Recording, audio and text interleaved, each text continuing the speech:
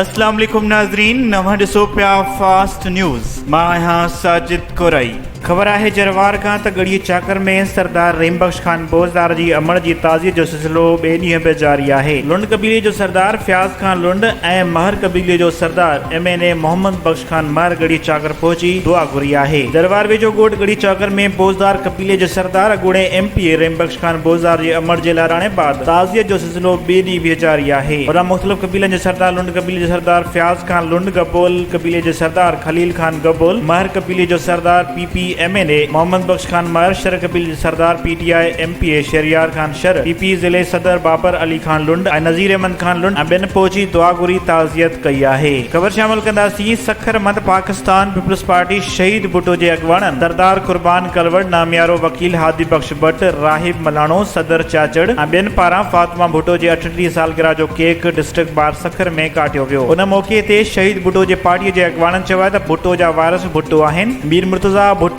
शहीद जे न्याणी फातिमा भुट्टो ऐं जूनियर ज़ुल्फ़कार भुट्टो गनवा भुट्टो वारिस भुट्टो ख़ानदान जा आहिनि। हिननि चयो त भुट्टो ख़ानदान सां पूरे मुल्क जी अवाम मोहबत करे थी। हिननि वधीक चयो त शहीद मीर मुर्तज़ा भुट्टो जा क़ातिल इबरतनाक मौत मरी रहिया आहिनि। पाकिस्तान पीपल्स पार्टी शहीद पार्टीअ जा कारकुन हक़ सच लाइ हमेशह जदोजहद कंदा रहंदा। वधीक ख़बरुनि ऐं न्यूज़ अपडेट्स लाइ ॾिसंदा रहो फास्ट न्यूज़।